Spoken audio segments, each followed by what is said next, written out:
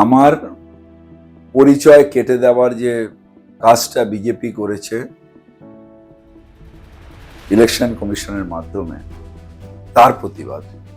যদি মুখ্যমন্ত্রী মমতা ব্যানার্জি সেদিন সুপ্রিম কোর্টে না যেতেন, সওয়াল না করতেন, তাহলে আজকে কয়েক লক্ষ মুর্শিদাবাদের মানুষের নাম কাটা যেত, 11 লাখই কাটা যেত, অ্যাডজুডিকেশন এর যা যা ছিল সব কাটা যেত। মানে একটা সময় এমন হয়ে গেছিল যে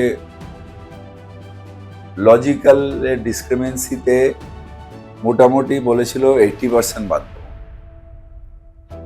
এর প্রতিবাদ মমতা ব্যানার্জি করেছেন, দৌড়দৌড়ি করেছেন, কিন্তু এখনো অনেক মানুষের নাম বাকি আছে। আমি আশাবাদী সুপ্রিম কোর্ট এবং জুডিশিয়ারির কাছে যে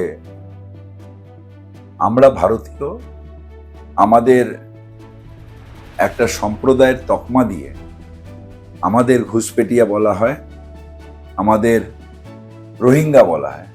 এই যে অপমান, এই অপমানের বদলা নিতে হবে। এই যে অপমান করা হচ্ছে ভারতীয়কে সবসময় রোহিঙ্গা ঘুষপেটিয়া বলে, এর বদলা নিতে হবে। এর বদলা একমাত্র নিতে পারে তৃণমূল কংগ্রেস এবং তার নেত্রী মমতা ব্যানার্জি।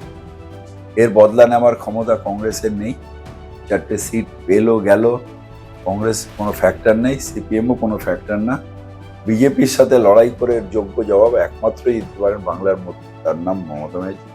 তার পাশে সর্বতোভাবে থাকা, এটা সব ধর্মনিরপেক্ষ মানুষ, মাইনরিটি মানুষ, তার কর্তব্য হয়ে দাঁড়িয়েছে।